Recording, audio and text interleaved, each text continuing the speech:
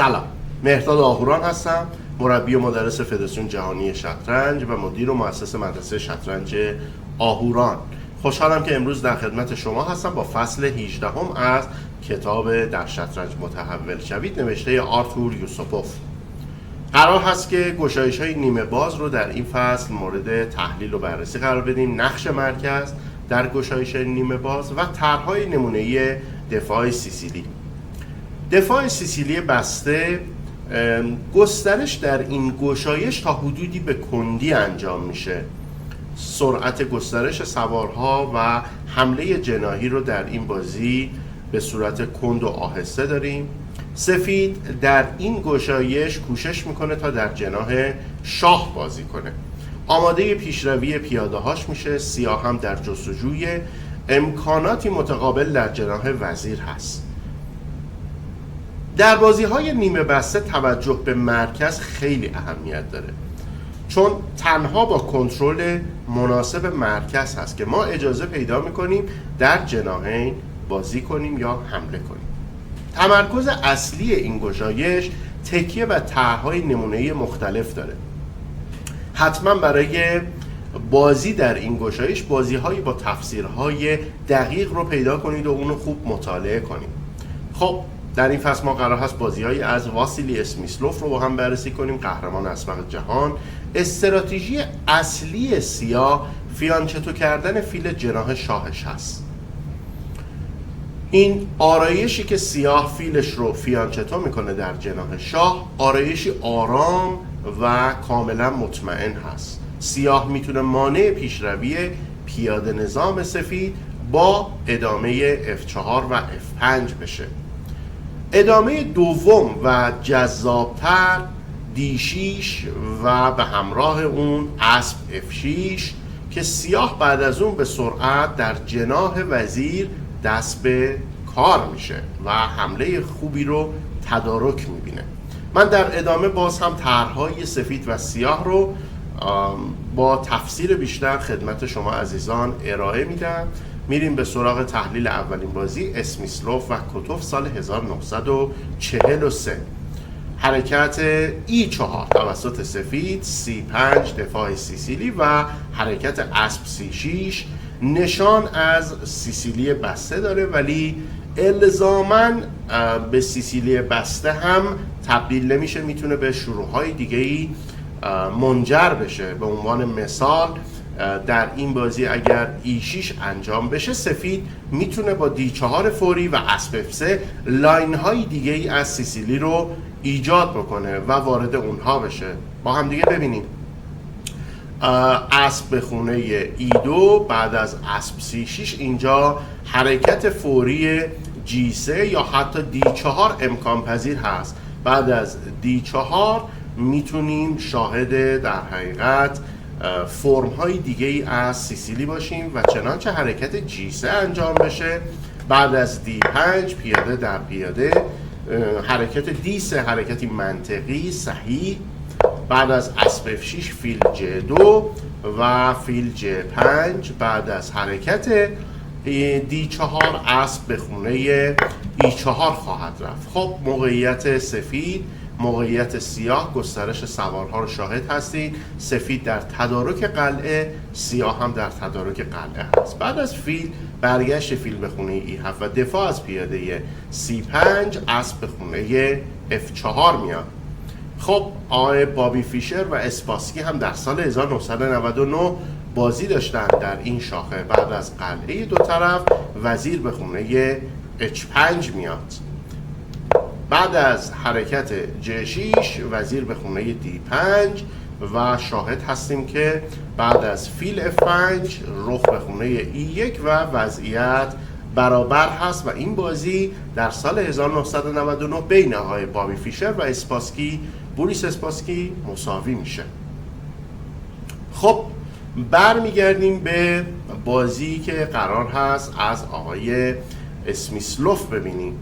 در این وضعیت بعد از اینکه حرکت اسب به خونه C6 شاخه اصلی انجام میشه، آقای اسمیسلوف حرکت G3 رو انجام میدن. طرحهای سفید بعد از انجام حرکت G3 مشخصا این هستش که F4 رو در تدارک خودش داره سفید. فیل F1 قاعدتا به خونه G2 خواهد رفت و اسب میتونه به خونه E2 و یا به خونه F3 مراجعه بکنه. این ترکیب سوارها با همدیگه میتونن در حقیقت حمله جناح شاهی رو آماده بکنن. ما حرکت های هم از جمله H3 و G4 رو در وضعیت های سفید خواهیم دید که سفید با پیشروی پیاده ها در این جناح حمله خودش رو قوت میبخشه. F4 F5 G4 همه اینها نشان از یک حمله جناح شاهی قدرتمند رو برای سفید داره.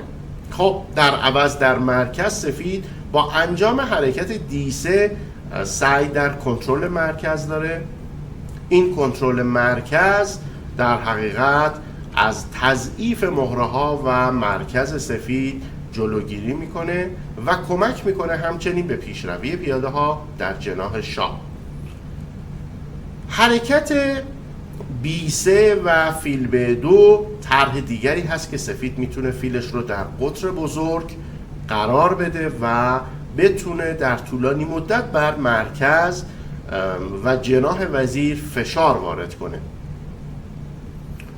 همچنین آسب 4 میتونه یکی دیگر از طرحهای سفید باشه در طول بازی که در جناح وزیر فضا کسب میکنه. سفید فعالیت بیشتری رو از سوی مهره‌های سفید شاهد هستیم. بریم به سراغ دیدن طرحهای سیاه در سیسیلی بسته. یکی از ایده های مهم سیاه این هست که بتونه D5 انجام بده، ضد حمله در مرکز و مرکز رو تحت فشار قرار بده و بازی متقابلی به دست بیاره. حرکت F5 سیاه میتونه با حرکت با ضد حمله در جناح شاه همراه باشه. در طول بازی اگر سیاه موفق شه F5 انجام بده میتونه با ضد حمله در جناح شاه بازی بکنه. اسبش رو میتونه به خونه F6 وارد بکنه، فیلش رو به خونه E7 بیاره و در نهایت آماده بشه برای ضد حمله. به دنبال پیشروی در جناح وزیر آ6 B5 از طرحهای رایجی هستش که سیاه ازش استفاده میکنه در جناح وزیر تا فضا و فعالیت بیشتری رو برای مهره‌های خودش در این جناح ایجاد کنه. اسب به خونه A5 در حقیقت یکی از طرحها هست و فیل B7 برای سیاه دیده میشه. سیاه تلاش میکنه تا مرکز رو در حقیقت یک تبادلی بین پیاده ها با E5 یا D5 در مرکز ایجاد بکنه و مرکز رو باز بکنه. در برخی موارد سیاه میتونه با حرکت D5 E5 و اسب C6 تعادل رو به نفع خودش تغییر بده. خب حرکت فیل به خونه E6 و B7 در طول بازی از سیاه دیده میشه. این فیل ها میتونن فشار قابل توجهی رو بر ساختار پیاده سفید وارد بکنن. خب در ادامه بازی با حرکت اسب E2 مواجه شدیم. دیدیم که به چه ادامه‌ای توسط آقای بابی فیشر و بوریس اسماسکی در حقیقت منتج شد. یک بار دیگه این وضعیت رو با هم دیگه ببینیم. بعد از اسب E2 E6 G3 و D5 فوری همونطور که گفتیم از طرحهای سیاه هست برای برهم زدن تعادل در مرکز. بعد از پیاده در پیاده سفید فیلش رو به خونه G2 رسوند و بعد از حرکت D4 فوری اسب به خونه مرکز میاد، در خونه D5 مستقر میشه. بعد از انجام حرکت اسب F6 اسب F4 حرکتی جالب.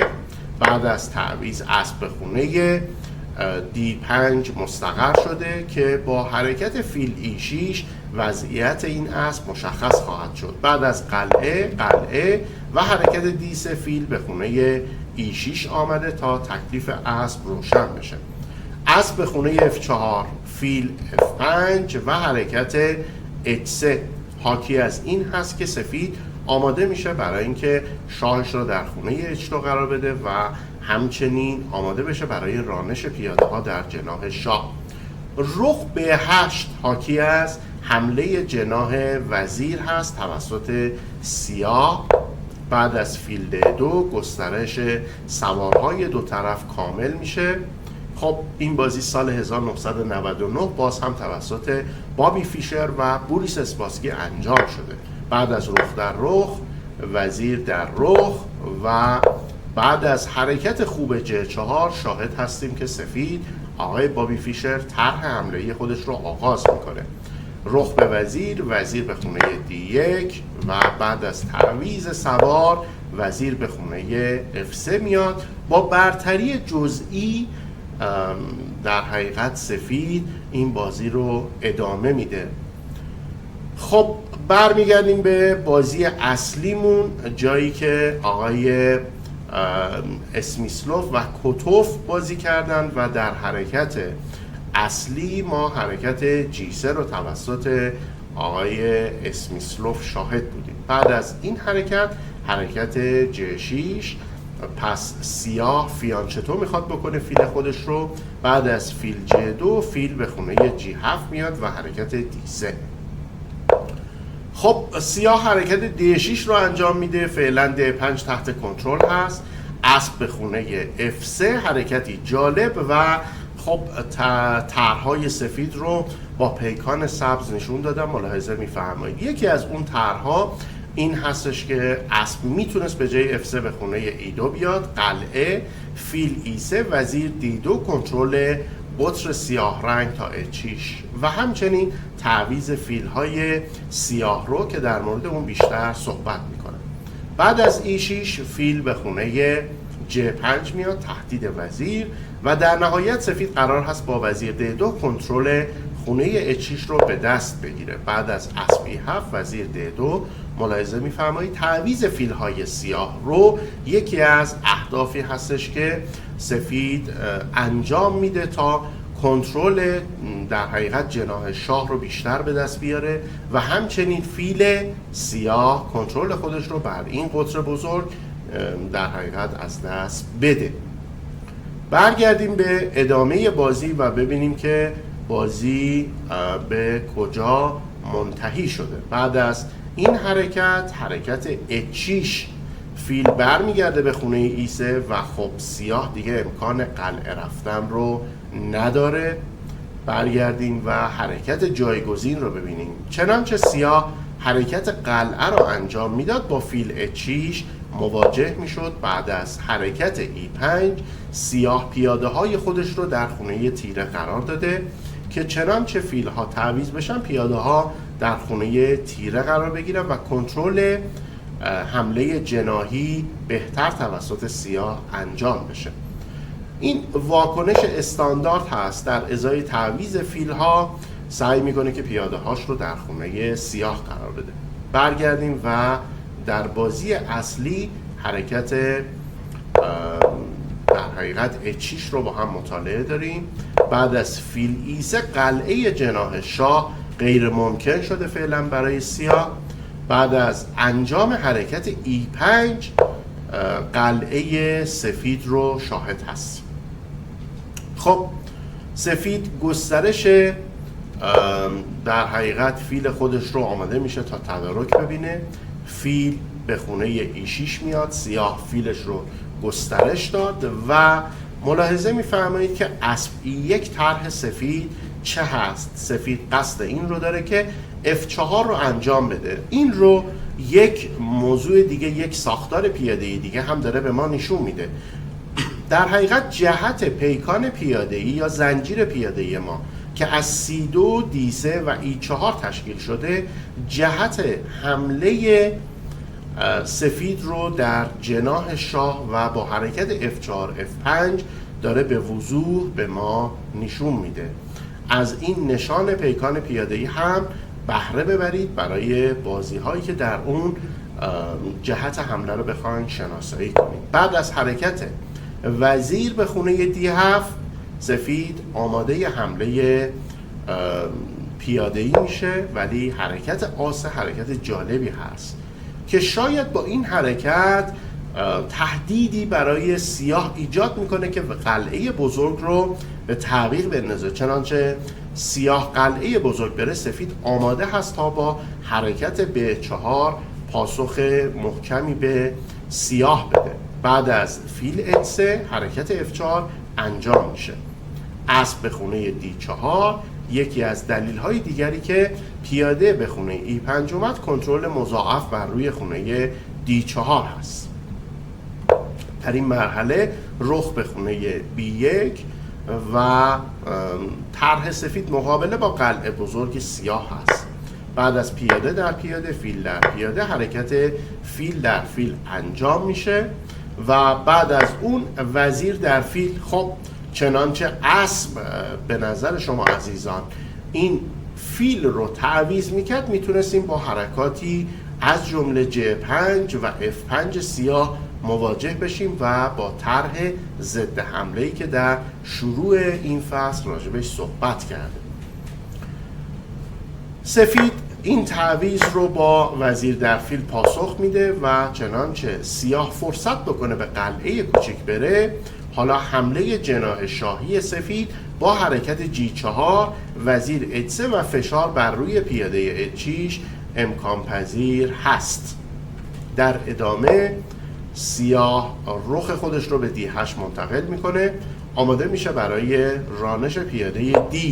شاه H1، اسب به خونه E6، فیل بر میگرده، فیلی هست که در جناح شاه تأثیر گذاره.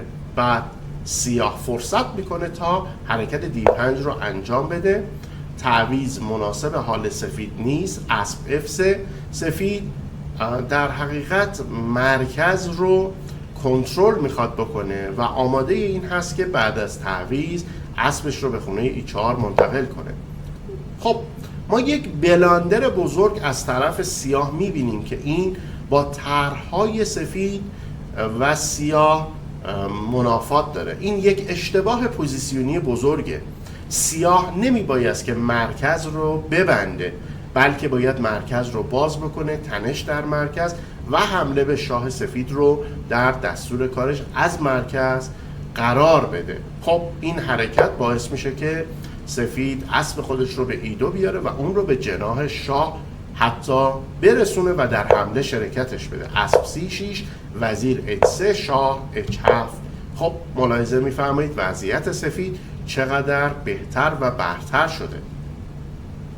طرح سفید مشخص، حمله بر روی پیاده H6، روندن پیاده، قربانی هایی که در آینده نزدیک خواهیم دید. خب سیاه حرکت F6 رو انجام میده به سبب اینکه کنترل بکنه روندن پیاده G رو و ملاحظه میفرمایید که با یک حرکت بسیار تماشایی از طرف سفید مواجه خواهیم شد و اون قربانی اسب در خونه F5 هست. ملاحظه میفرمایید دوستان که بر روی خونه H6 چقدر فشار افزایش پیدا کرده. اسب، فیل و وزیر سیاه رو مجبور میکنه به واکنش، پذیرفتن قربانی و خب طبیعتاً با پیاده G میزنیم تا رخها در ستون G بتونن بر حمله سفید اضافه بکنن. خب اسب برگشته به خونه C7، چنانچه اسب به خونه G5 وارد میشد با حرکت فیل در اسب و اسب در پیاده G و بعد از اون اسب به خونه E6 چنگال اسب وارد میشد. سفید رخ دو پیاده رو در ازای دو سوار سبک داره و با توجه به ساختار پیاده‌ای بهتر که مشاهده می‌فرمایید در مرکز تسلط بر خطوط باز سفید به وضوح این وضعیت به نفع سفید هست. خب ببینیم که در شاخه اصلی بعد از حرکت اسب C7 چه اتفاقی در طول این بازی میافته. اسب به خونه C7 برمیگرده و سفید حرکت رخ خونه G1 رو انجام میده. حرکت B در H6 نقطه نظری هستش که میشد انجام داد و به جای حتی حرکت رخ G1 قابل انجام بود. بعد از رخ G1 خب قربانی رخ در فیل و سپس انتقال رخ B به G1 هدف بعدی سفید هست. اسب به خونه E8 میره تا از فیل دفاع بکنه. خب چنانچه سیاه حرکت رخ H8 رو انجام میداد برای اینکه شاه رو از J8 بخواد فراری بده، با قربانی فیل در H6 کارش تمام میشد. ملاحظه میفرمایید که رخ به خونه J6 و فیل آچمس. برمیگردیم به بازی اصلی. بعد از اسب E8 رخ به خونه J6 فیل در H6 هم قابل بازی بود باز هم و به برد زودهنگام سفید منجر میشد. رخ F7 اشتباه دیگر و دوبل شدن رخ ها کار رو برای سیاه سخت کرده. بعد از شاه به خونه G8 رخ در H6 حرکتی جالب. وضعیت سیاه بسیار ناگوار هست. با شاه F8 قصد فرار از این وضعیت نابهنجار رو داره. رخ H7 و حرکت شاه E7 نشان از فرار شاه داره. وزیر به خونه H5 و ملاحظه می‌فرمایید تهدید فعلی سفید در حقیقت زدن وزیر در رخ میتونه باشه.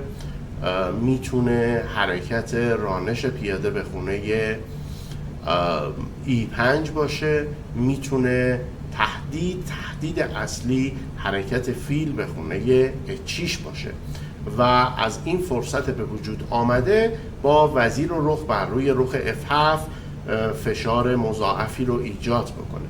خب در طول بازی شاه به خونه D6 فیل کیش، اسب به خونه E5 میاد، فیل در اسب پیاده و روندن پیاده به خونه F6. راه وزیر بر روی E5 باز شده با این حمله برخاست و خب سیاه نداره که با فیل در F6 بزنه. اسب در F6 وزیر در E5. شاه در خطر جدی قرار داره. ببینید که شاه سیاه چطور آواره شده. بعد از این تعویض زیبا باز هم سیاه اگر رخ در رخ بزنه وزیر در اسب و از نظر متریال سفید خیلی جلو میفته. بعد از حرکت شاه به 5 قربانی دیگری در خونه D4 انجام میشه. خب چنانچه وزیر در D4 بزنه با حرکت وزیر در وزیر سفید متریال جلو هست و این بازی رو به راحتی به برد میرسونه. بعد از اینکه شاه به B6 رفت حرکت B4 حرکتی تماشایی، رخ در وزیر و میبینید که بازی به سرعت به نفع سفید به پایان میپذیره. بعد از اسب در رخ و پیاده در پیاده و نه پیاده در اسب که بلاندری بیش نیست.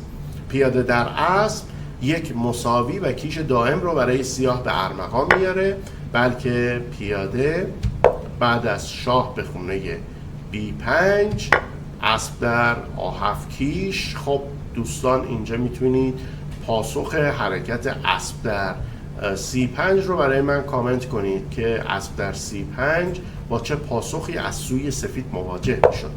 بعد از شاه به خونه B5 اسب A7 کیش، وزیر کیش و خب از نظر متریال سفید بسیار بسیار پیش افتاده. میریم با همدیگه به سراغ تماشای بازی بعدی. بازی زیبای دیگه‌ای هستش که با همدیگه خواهیم دید. بریم به تماشای بازی از آقای واسیلی اسمیسلوف و تایمانوف سال 1959. حرکت E4 C5 اسب C3 اسب C6 حرکت F4. البته G3 معمول ترین راه در سیسیلی بسته هست. به جای حرکت F4 حرکت G3 معمول ترین راه هست و خب در این بازی آقای اسمیسلوف حرکت F4 رو انجام دادن. بعد از حرکت G6 اسب F3 فیل G7 و حرکت D3 که در طرح‌هایی که در شروع فصل بیان کردم شاهد اجرای اونها هستیم. بعد از حرکت اسب به خونه F6 فیل G2 حرکت قلعه رخ B8 نشان از حمله در جناح وزیر رو داره. بعد از حرکت H3 ملاحظه می‌فرمایید که طرح سفید G4 هست. به این طرح هم اشاره شد. سیسیلی بسته در حقیقت سیاه در جناح وزیر فعالتر هست و میخواد پیاده رو در حقیقت پیاده بی خودش رو برونه. سفید هم در جناح شاه تدارک حمله ای رو برای خودش داره میبینه. خب حرکت B5 انجام شد و از مهمترین طرح‌های سیاه گفتیم روندن پیاده B و تسلط او بر روی جناح وزیر هست. خب در اینجا با امکانهایی از جمله G4 فیل E3 و A3 همراه میشیم. حرکت اصلی حرکت G4 بوده که در طول بازی انجام شده و حرکت‌هایی همچون فیل E3 اشاره می‌کنیم که با B4 اسب به خونه E2 میاد و برداشتن اسب به خونه D7 قطر مناسبی برای فیل باز شده. بعد از رخ B1 وزیر به خونه A5 میاد و یک وضعیت تقریبا مساوی رو ایجاد میکنه برای دو طرف. خب برمیگردیم به ادامه دیگری که با هم دیدیم در این وضعیت و اون ادامه A3 بود. حرکت جالبی هست اینجا A3 و A5 رو برای سیاه به ارمغان میاره. بعد از فیل E3 به 4 با پیاده در پیاده و جالب هست که بدونیم در این وضعیت باز شدن ستون میتونه به نفع کی باشه یا به ضرر کدوم طرف باشه. حرکت اسب به خونه E2 فیل به خونه B7 و به زودی سیاه رخ A8 خواهد کرد. بعد از حرکت B3 رخ A8 رخ C1 رخ نفوذ میکنه به عرض دوم سفید و سفید شروع میکنه به اجرای حمله خودش. وزیر E1 بعد از وزیر A6 وزیر F2 و بعد از انتقال اسب در حقیقت میبینید که اسب چه مانوری رو در پیش داره. اسب قرار هست که به خونه A3 برسه و فشار بر روی پایه پیاده‌ای سفید قراره که انجام و ایجاد بشه. بعد از حرکت F5 اسب به خونه B5 پیاده در پیاده و اینجا حرکت اسب G5 اسب A3 سیاه و سفید هر دو طرح‌های خودشون رو اجرا میکنن. خب حرکت جالبی از طرف سفید انجام میشه. این بازی توسط اسپاسکی و گلر سال 1968 انجام شده. ملاحظه میفرمایید وضعیت سفید رو سفید در تدارک زدن رخ در اسب پس با ایده وزیر H7. خب برمیگردیم به شاخه اصلی، جایی که در حقیقت حرکت G4 اینجا اگر خاطرتون باشه دوستان G4 توسط سفید در بازی اصلی انجام شد. بعد از B4 اسب به خونه E2 میاد و بلافاصله حرکت C4 انجام میشه. سیاه به دنبال باز کردن هرچه سریعتر خطوط برای جناح وزیر هست. ملاحظه میفرمایید که با حرکت C4 وزیر امکان رسیدن به خونه B6 رو برای خودش مهیا کرده. ساختار پیاده‌ای سفید رو تحت تاثیر و فشار قرار داده و در ادامه با فیل E3 سفید جلوگیری میکنه از باز شدن بیشتر مرکز بعد از فیل آ6 ضربه سیاه بر روی خونه D3 رو ملاحظه می‌فرمایید و حرکت اسب D4، اسب در اسب، فیل در اسب و حرکت وزیر C7. رخ F2 یک حرکت تماشایی، یک حرکت درخشان و ترکیبی هست، چنانچه ملاحظه بفرمایید رخ هم در حمله شرکت میکنه هم در دفاع. چطور؟ این رخ از قطر فیل بلند شده، کنترل خونه C2 رو ملاحظه میفرمایید که در اختیار داره و در آینده سفید میتونه رخ آ رو به خونه F1 بیاره و در ستون F به حمله هم اضافه بشه. بعد از رخ E8 F5 سفید انجام شد و حرکت E5 آنپاسان رو به ارمغان میاره و خب در بازی اصلی F در E6 با علامت سوال مواجه میشه، چنانچه اینجا بهتر بود سیاه با حرکت رخ در E6 پاسخ میداد که خب طرحهای سفید رو هم ملاحظه میفرمایید. وزیر D2، رخ F1، اسب J5، وضعیت سفید به مراتب بهتر هست. چنانچه با پیاده زده بشه حرکت فوری E5 حرکتی تماشایی و جالب هست. اسب به خونه E5، پیاده در پیاده وزیر تهدید شده. خب چنانچه وزیر در D6 رو ببینیم بلاندر هست و با باخت سریع سیاه مواجه میشیم. بعد از فیل در فیل، پیاده در پیاده و ملاحظه میفرمایید که اسب آچمز هست و خب تهدید بالقوه‌ای وجود داره، چنانچه فیل در پیاده زده بشه وزیر D4 و حمله دوگانه یک سوار از دست میره. خب برمیگردیم به وضعیت و در اینجا وزیر باید به خونه D7 بیاد، پیاده در پیاده، اسب به خونه F4، فیل در فیل، وزیر به وزیر، پیشنهاد تعویض و برتری از آن سفید هست. ملاحظه می‌فرمایید پیاده قدرتمندی در خونه D7 وجود داره.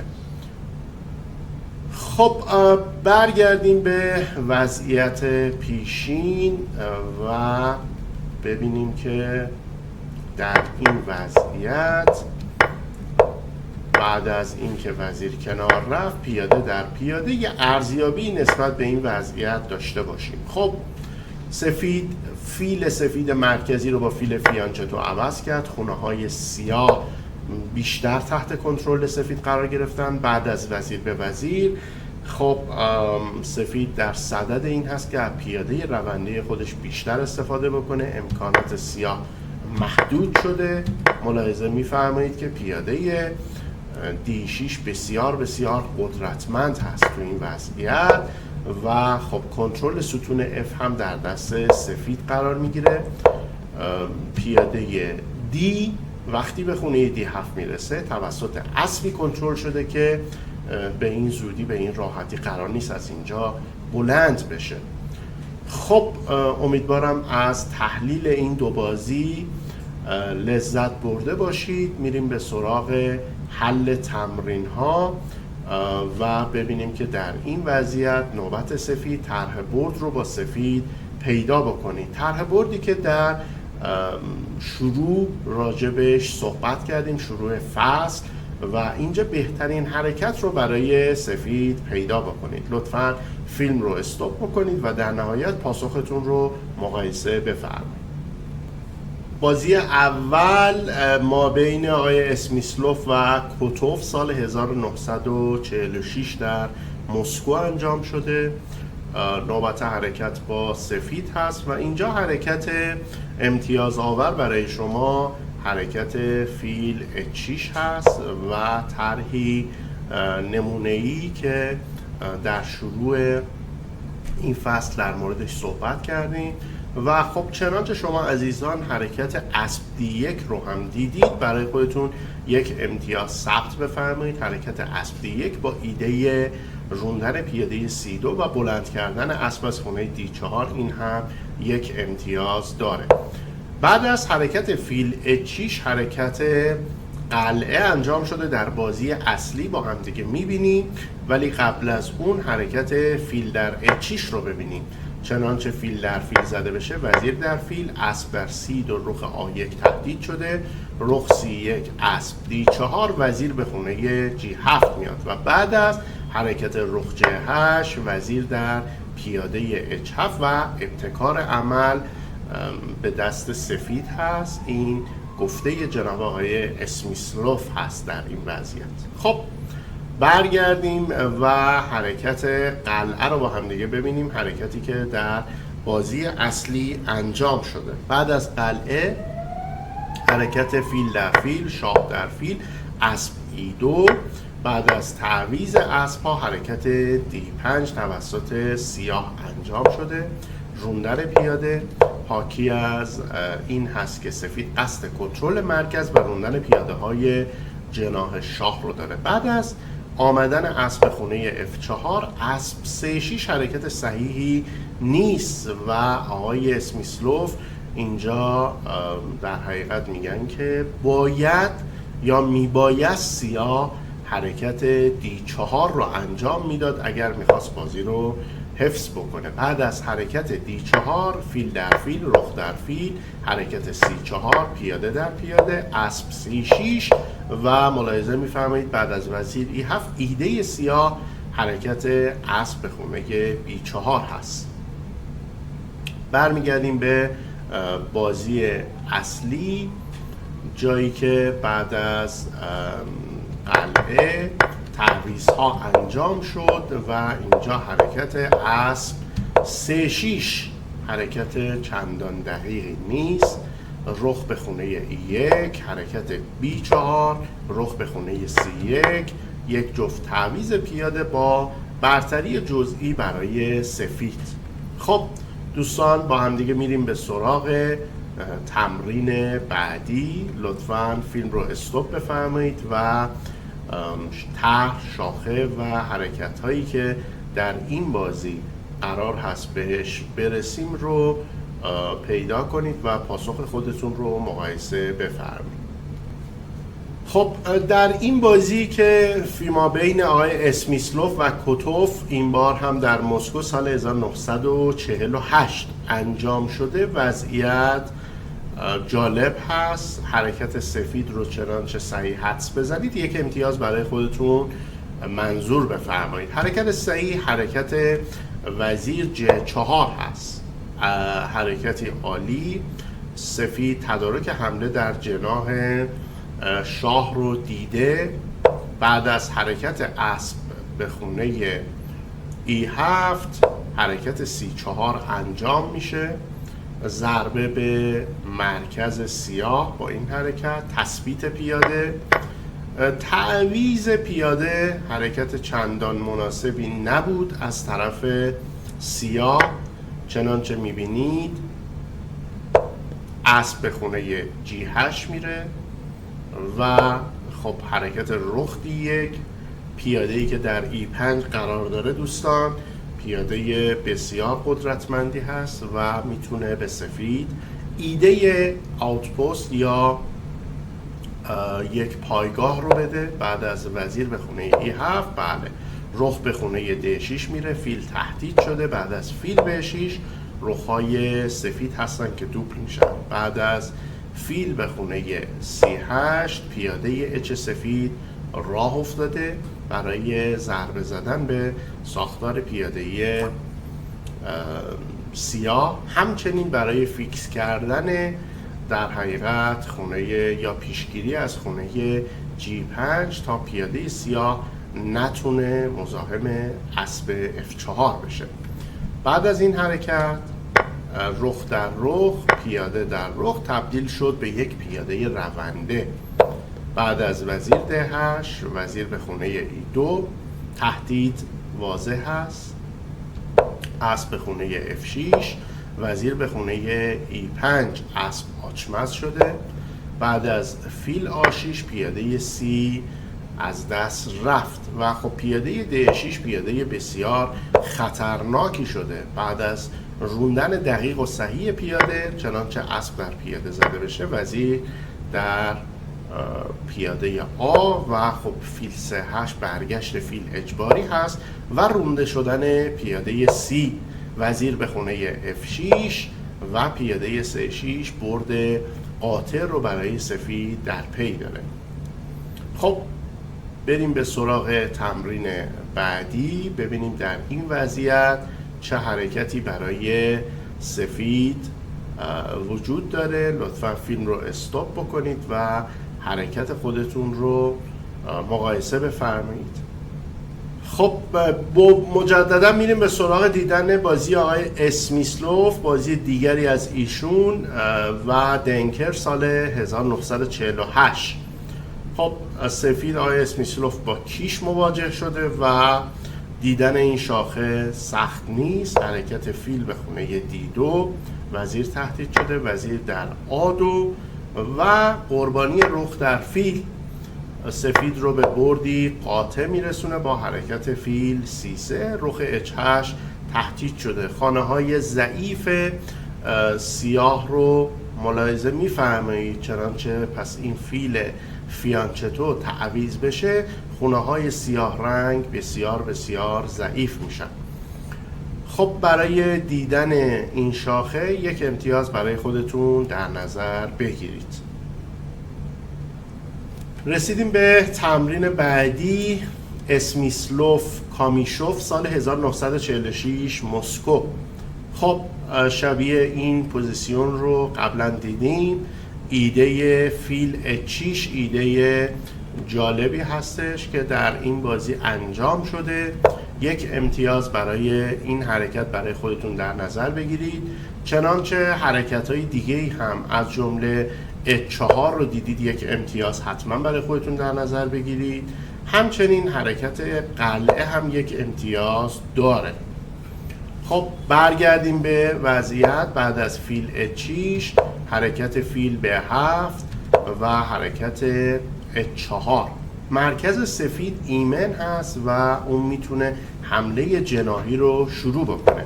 بعد از حرکت F6 فیل در فیل و شاه در فیل، حرکت H5 ضربه به ساختار پیاده‌ای جناح شاه و قلعه. بعد از J5 قلعه بزرگ، حرکت خوب و F4 باز هم با در حقیقت طرح ضربه زدن به ساختار پیاده‌ای حریف. وزیر به خونه C7 میاد، D4 رخ به خونه D8 و روندن پیاده به خونه D5 ایده بسیار جالبی بود تا اینکه سیاه نتواند D5 کند. ایده بسیار بسیار مهمی هست. بعد از پیاده در پیاده، پیاده در پیاده، حرکت J4 انجام میشه. خب سفید در حقیقت به زیبایی در این بازی آقای اسمیسلوف ساختار پیاده سیاه رو تخریب میکنن. با همدیگه ببینیم رخ E8 اسب به خونه G3، اسب عازم خونه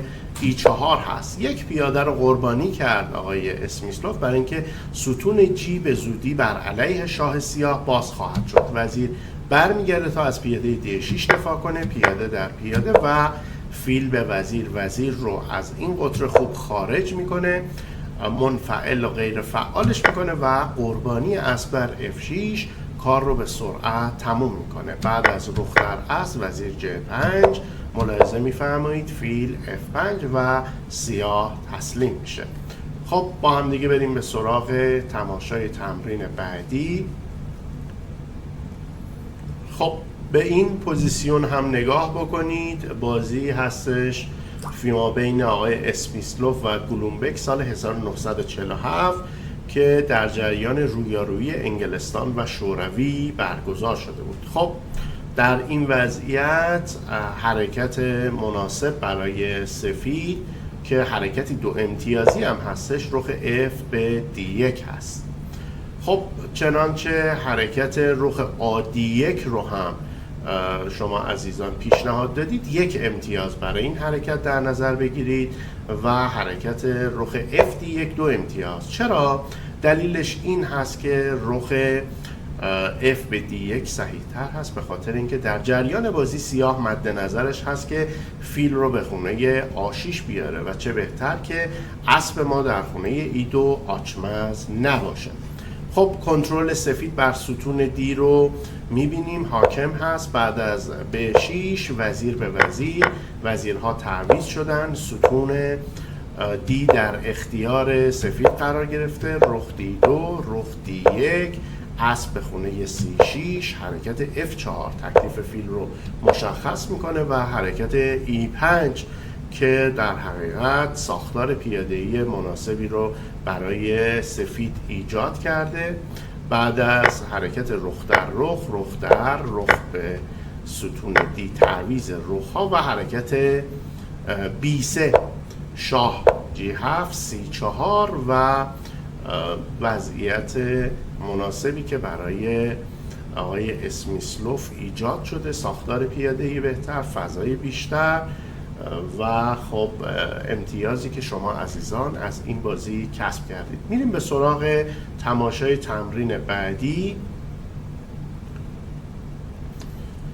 خب در تمرین پیش رو بازی هست از آقای اسمیسلوف رنتر سال 1974. خب در این وضعیت چنانچه حرکت فیل به خونه G5 رو شما عزیزان هم بهش رسیدید یا پیدا کردید، 2 امتیاز برای خودتون حتما در نظر بگیرید. حرکت جالبی هست، قدرتمند، که سیاه رو به تضعیف پوزیشنش تشویق میکنه. خب با این حرکت بعد از F6 فیل برمیگرده به خونه C1.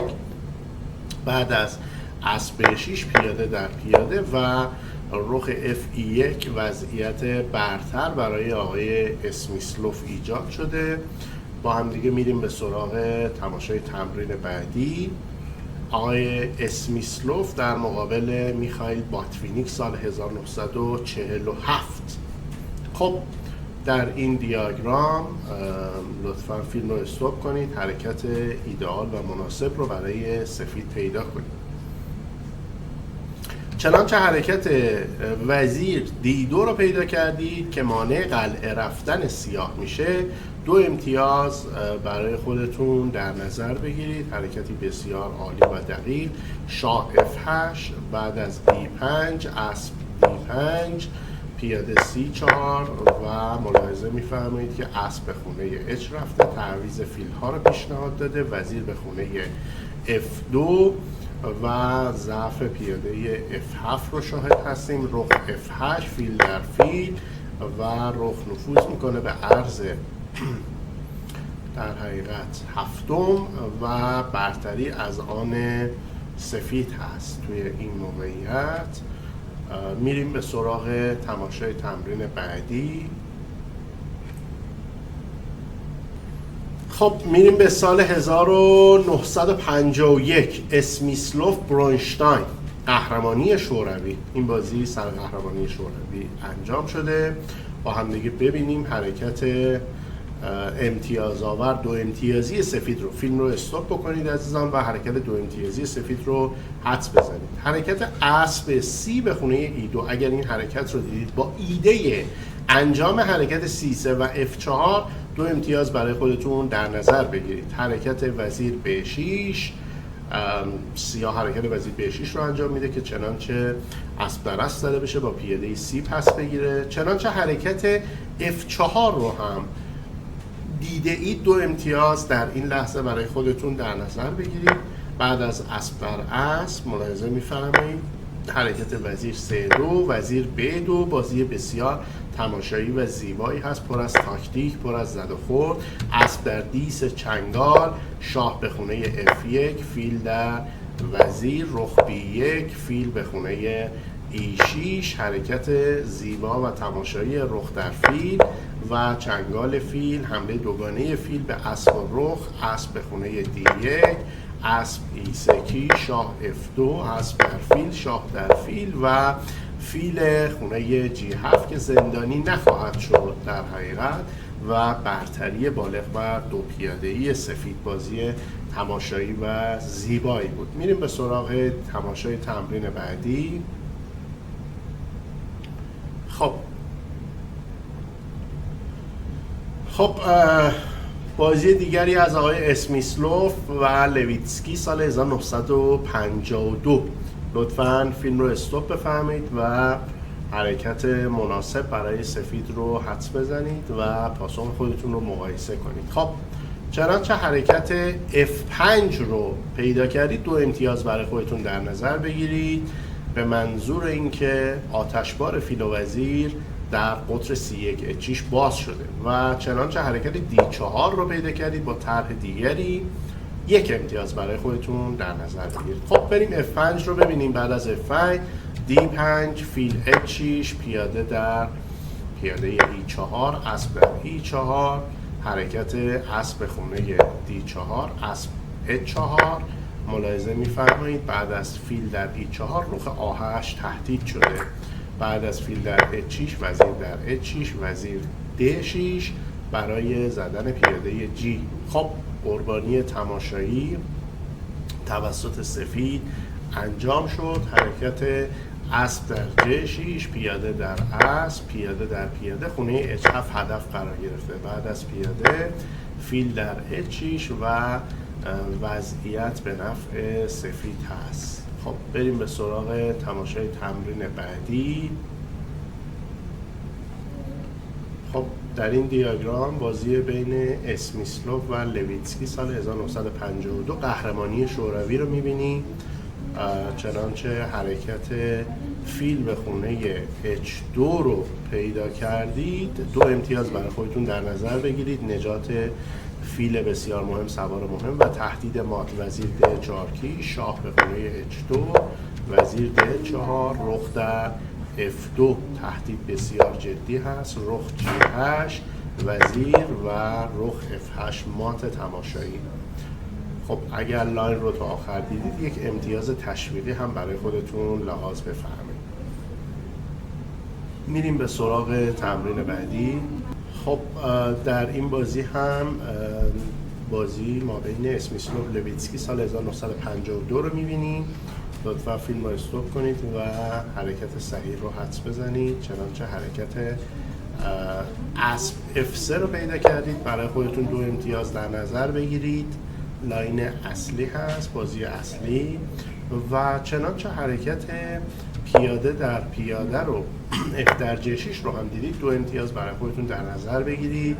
حرکتی بسیار صحیح بعد از پیاده F در G قربانی فیل در پیاده و وزیر در J6 وزیر H6 وزیر J5 اسب F5 تهدید مات در خونه G7 و با هم دیگه شاهد هستیم برتری سفید. خب میریم به سراغ تماشای تمرین بعدی. مجدداً بازی هست فیما بین آقای اسمیسلوف و لویتسکی سال 1952. چنانچه در این وضعیت هم حرکت فیل در پیاده در F در J6 رو دیدید 2 امتیاز برای خودتون لحاظ بفرمایید. بعد از زدن اسب در J6 قربانی تماشایی تهدید سفید رخ در رخ و در نهایت مات هست. اسب F3 کیش رخ در اسب رخ در رخ اسب در خونه E7 تهدید خونه H7 هست. وزیر در H7 فیل در رخ بعد از رخ F8 شاه به خونه G2 میاد. شاه H8 رخ به وزیر تهدید جالب برای دور کردن رخ هست.